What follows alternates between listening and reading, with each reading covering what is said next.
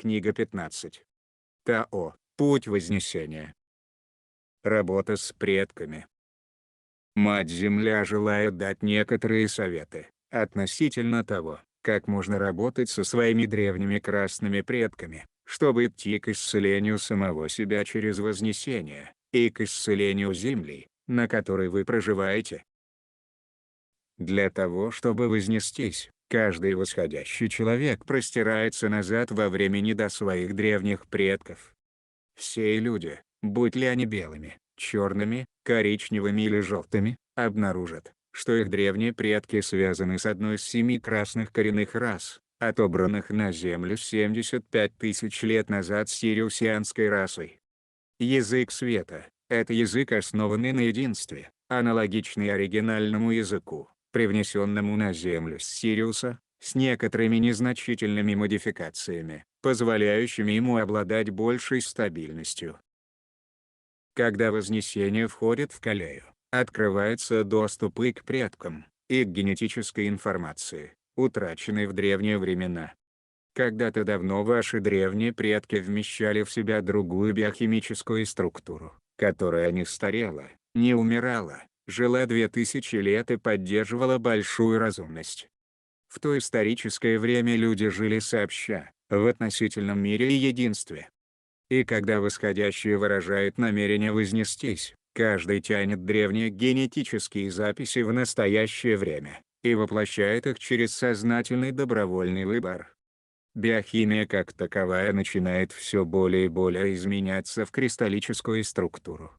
Ибо древние предки знали только кристаллическую форму, и благодаря ей жили так долго. И жили в мире. Все люди связаны в огромной картине предков, по природе являющейся голографической, и включающей в себя записи миллиардов и миллиардов жизней. Непрерывная цепочка жизни возвращает назад во времени к первоначальному отбору, произошедшему около 75 тысяч лет назад.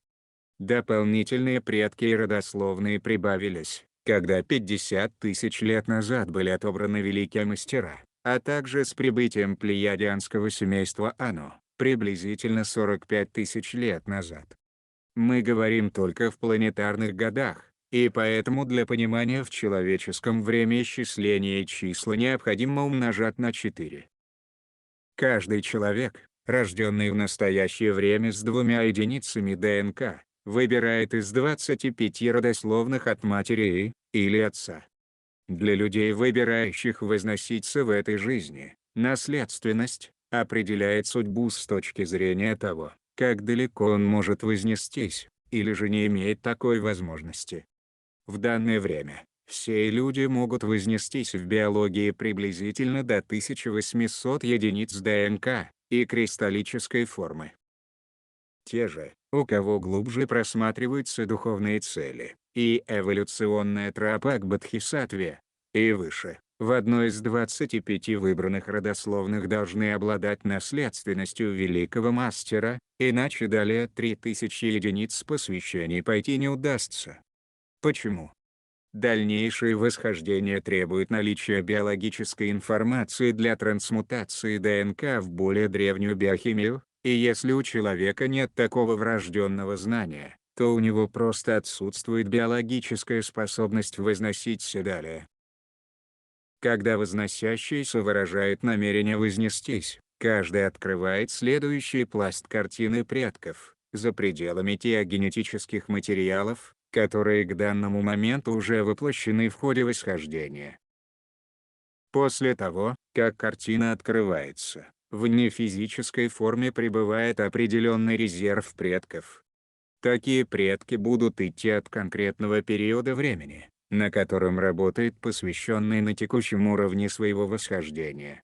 В различные исторические периоды предки, генетические материалы, записи и душа испытали неоднократный раскол, и были оставлены существовать в вибрационном диапазоне, относящемся ко времени, когда они были живы. Подобно луковым слоям Земля расслоена в вибрациях от 3, 4 и 5-мерной жизни, в рамках которой она когда-то существовала. Когда в процессе восхождения, вы входите в ту же вибрацию, при которой разрушились ваши предки, тогда оставленные в такой вибрации предки и души становятся доступными, чтобы работать с вами в целях очищения кармы, возврата записей и возврата кристаллической генетической информации. Предки не безупречны. У предков есть эмоциональная загруженность и собственное суждение, оставшиеся от испытанных ими жизней.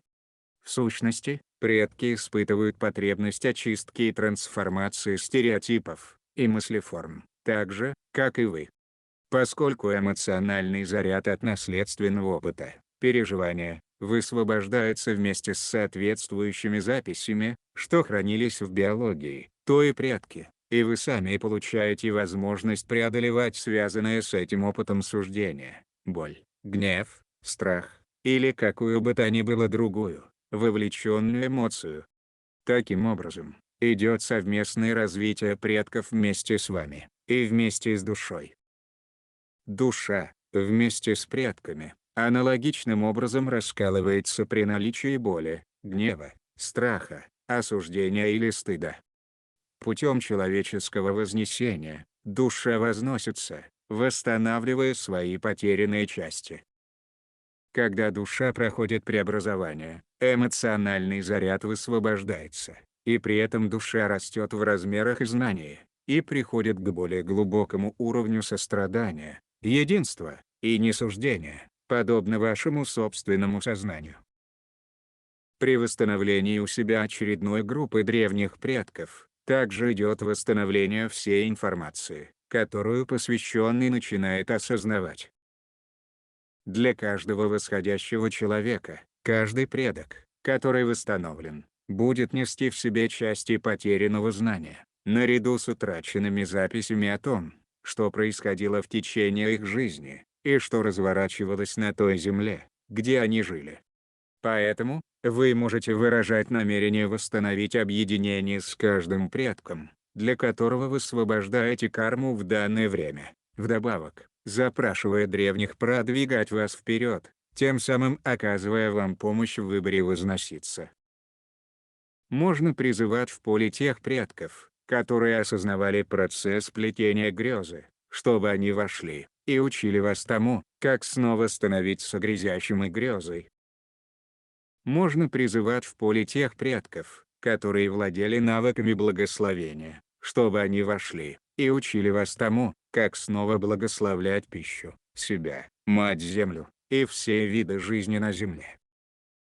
Можно призывать тех предков, которые обладали даром ясновидения, учить вас тому, чтобы снова видеть, и вести навигацию по бессознательным планам сновидения. Можно призывать предков, которые вознеслись к четвертому измерению, чтобы преподавать вам о том, как выстраивать четырехмерное поле и форму. Существует большое разнообразие предков, которые приходят объединяться с вами. Некоторые предки будут агентами тьмы, поскольку во времена их воплощения это было той ролью, которую они взяли на себя. Возможно, что такие предки заякоряли не физические стереотипы, которые были вредоносны для Земли или человечества.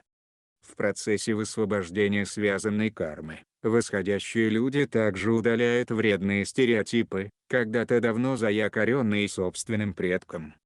Каждая родословная заполнена светлыми и темными участниками игры, также известными как типы характеров, первичные характеры. И в качестве сегодняшнего представителя всех своих предков, восходящий человек наследует всю связанную с ними карму. После того, как вы очищаете кармический пласт, вы получаете свободу продолжать возноситься, пока не станет доступен следующий, более глубоко лежащий пласт кармы. И так до тех пор, пока не будет высвобождена карма всех ваших предков, то есть вся ваша трехмерная карма. Именно поэтому, для посвященных бесполезно воспринимать себя только как свет и любовь. Никто не является только светом и любовью, у всех имеются предки, которые делали очень темные дела. Некоторые предки были разжигателями войн и конфликтов, наподобие текущих ярко выраженных личностей, ответственных сегодня за большие коллективы людей, или народы. Некоторые предки были черными магами, которые злоупотребляли духовным знанием в разрушительных целях, или манипулировали человеческой грезой, и направляли ее в разрушительный цикл. Некоторые предки были простыми людьми, подвергавшимися неослабевающему давлению со стороны тех, кто обладал большой властью. Другие же предки шли воевать из убеждения, что служит тому, кого считали единственно правым в определенное историческое время, убивая тысячи других на полях битвы. Некоторые предки стали жертвами кошмаров войн, потеряв всех близких, и оставшись в качестве вдов, или детей-сирот. Были также предки, которые сходили с ума, другие же сильно заболевали, а некоторые становились докторами и медсестрами, имевшими дело с теми, кто был безумен или болен. Некоторые предки голодали, другие же скапливали избыточные средства. Здесь мы подходим к сути, заключающейся в том, что у всех есть предки, испытавшие всевозможные переживания. Каждый восходящий – это живой представитель всех предков, с которыми он связан. Поэтому за каждым стоит совершение всех видов деяний. Суть вознесения в том, чтобы осознать весь свой наследственный опыт, и уже исходя из этого осознания, переходить на средний путь сострадания в действии, где вы прекращаете осуждать и проявлять нетерпимость к любого рода опыту, переживанию, обстоятельству, понимая, что в длинной цепочке своих предков сами совершали все мыслимые и немыслимые вещи. Путем прощения собственных наследственных злодеяний, восходящий человек изучает духовные уроки личной истории, и все больше и больше перемещается к новому фундаменту из единства и почитания всей жизни. Как только восходящий возвращает себе предков, несущих специфичные переживания, он может повторно испытать все эмоции, в связи с тем опытом, который проживался предками при жизни. Если предки голодали, восходящий, возможно, будет чувствовать себя лишенным или голодающим в этой связи. Если они были выслежены и убиты, то в настоящее время могут нахлынуть чувства страха. В том случае, если предки были изнасилованы и искалечены, интегрирующий их восходящий может испытывать подавленность, страх, душевную боль и физическую боль, именно в том месте, где была получена травма. Если предки были наказаны или казнены, то, скорее всего, нахлынут чувства стыда. А поскольку восходящий человек понимает, что чувства, которые он испытывает в настоящий момент, идут от одного или целой группы предков, вмещающих характерный опыт их выражения жизни, то можно начинать обрабатывать переживания и исцеляться, продвигаясь за пределы эмоций и изучая связанные духовные уроки. В большинстве тяжелых случаев можно научиться отправлять предков, которых вы собираете в любой данный день или неделю Вознесения, на переделку. В процессе переделки, переживания предков, основанные на крайних противоположностях, уравновешиваются или нейтрализуются. Если один предок голодал, а другой в противоположность копил запасы, эти два предка уравновешивают друг друга тем, что испытываются сразу обе стороны полярности, отсутствие и наличие. Если один предок был убит, а другой остался в качестве вдовы, вдовца, эти двое нейтрализуют друг друга, испытывая обе стороны полярности войн. Если одного предка судили и несправедливо заключили в тюрьму, а другой был судьей, который противоправно приговорил другого, эти двое уравновешивают друг друга, испытывая обе стороны полярности, справедливость и несправедливость. Если один предок был краснокожим, который лишился своей земли, а другой белый, который забрал ее в своей самонадеянности, то эти двое нейтрализуют друг друга, испытав сразу обе стороны полярности, собственность и отсутствие собственности. Если один предок был рабом, который жертвовал собой ради хозяина, а другой, хозяином, который требовал, чтобы раб жертвовал собой, то эти двое уравновешивают друг друга тем, что испытываются сразу обе стороны полярности хозяин-раб. Таким образом, это подходит для каждого наследственного опыта, переживания миллиардов жизней, существующих как часть вашей наследственности. Именно по этой причине, вознесение – это не всегда легкий путь. Можно чувствовать исходящее от предков давление и напряженность, когда они возникают, чтобы быть интегрированными. Можно рыдать, и рыдать из-за ряда отдельных переживаний, которые были чрезвычайно болезненными, поскольку во время восстановления предков и их записей также происходит возвращение присущей им боли. Сущность вознесения в том, чтобы войти в переживание опыта и прочувствовать его. В процессе восприятия опыта можно довольно быстро изучить духовные уроки в связи с ним. В ходе переживания боли из-за утраты земли красными предками, приходит понимание, что право собственности, частная собственность и жадность являются оскорбляющими и вредоносными друг для друга и для земли.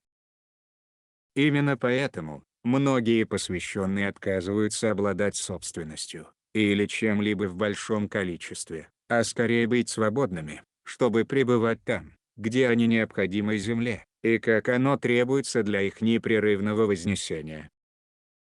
Преодолевая в своих личных предках боль и эмоциональные травмы войн, приходит духовное осмысление, что не существует никаких оправданий физическому вреду, даже забоя животных ради пищи.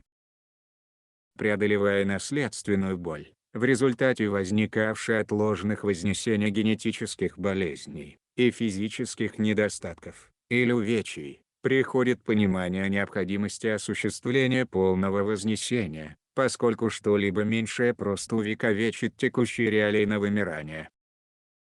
Путем повторного преодоления трудностей наследственных жизней, каждый изучит духовные уроки собственной истории, и взойдет к новому дню единства и почитанию всех живых существ. Когда карма предка полностью высвобождается, такой предок сливается с вашей личностью и продолжает участвовать в опыте вашей жизни как неотъемлемая часть вас самих. В течение долгого времени предки были свободны странствовать отделенными от человеческой формы в качестве развоплощенных людей. Со временем, развоплощенные люди стали захватывать больше энергии, чем вырабатывали сами. Кроме того, когда произошло отделение людей от своих предков, они не сохранили никакой памяти о древних временах, или информации, которая была известна предкам. Когда люди отделились от своих предков, все голографическое знание было потеряно, и люди испытали падение в большое забвение. В настоящее время, деинкарнированная человеческая форма была воссоединена со всем человечеством. Древних предков переориентировали на то, чтобы они брали на себя ответственность за человеческую грезу, и сопровождали человечество к новой эре единства через вознесение. Вследствие этого, все люди вместят в себе предков, относящихся к своим оригинальным 25 родословным от рождения. Однако, возвращение предков не означает возвращение для всех голографического знания. Ибо у многих людей в оригинальной картине рождения имеется только наследственность рабов, или Анну. Это приводит к предкам, которые очень многого не знали, или несли крайний вред во время их воплощения. И в том случае, если позволить им взаимодействовать с человеческим сознанием, такие предки лишь приведут к еще одному крайнему циклу войн и ядерного уничтожения. Поэтому Земля ограничила таким предкам доступ в физическое сознание.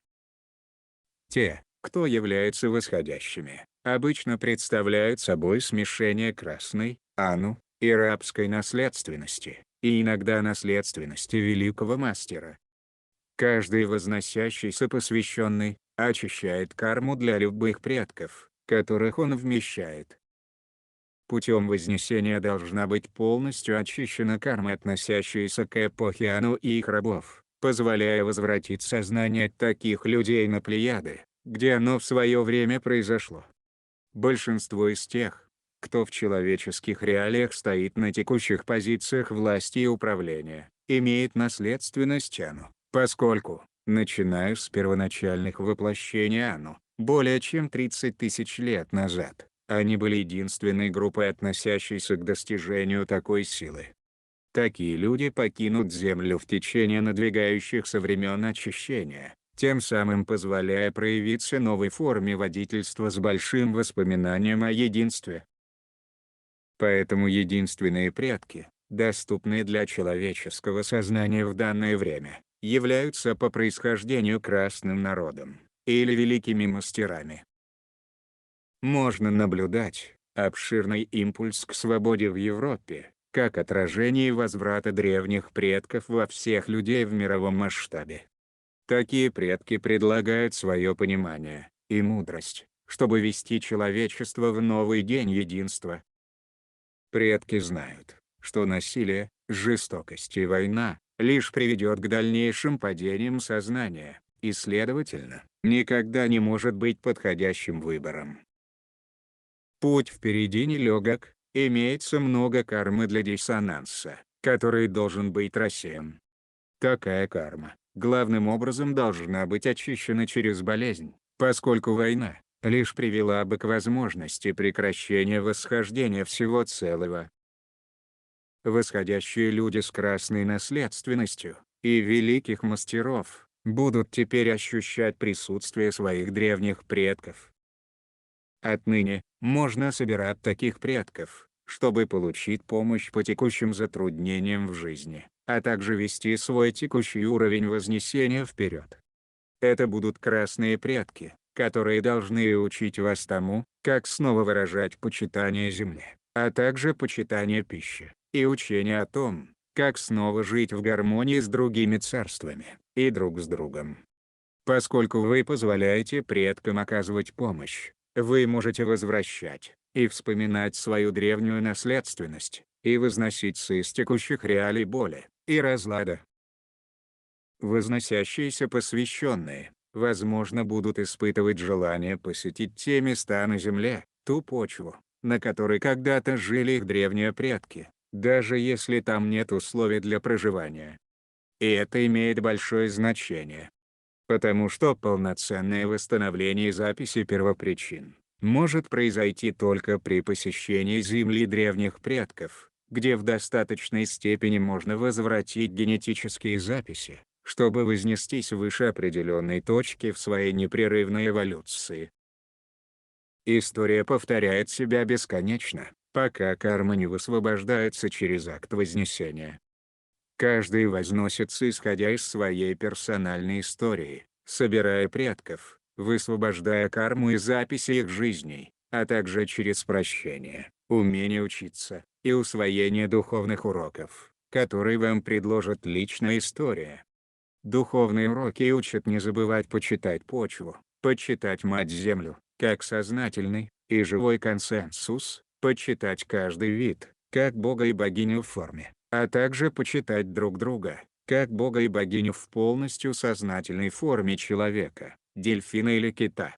В почитании, один никогда не лишал бы другого, никогда не чинил бы другому вред, сознательный или бессознательный, никогда не шел бы войной на другого, и никогда не загрязнял, или не вредил бы земле. В почитании, каждый любит, и любим, и поскольку каждый испытывает любовь, жизнь возвращается ко всему окружающему, и каждый возносится в регенеративную биологию. Ибо любовь предписывает элементам воздуха, воды, огня и земли поддерживать жизнь вместо болезни или смерти. Все это духовные уроки, которые ваши древние предки будут вам преподавать. И поскольку каждый возвращается к внутреннему почитанию, новая золотая эра почитания должна родиться среди всех видов на Земле. Наступает то самое время, которого Земля очень долго ждала, оно уже на подходе, и каждый, кто действительно хочет возноситься, сделает это до своего высшего уровня.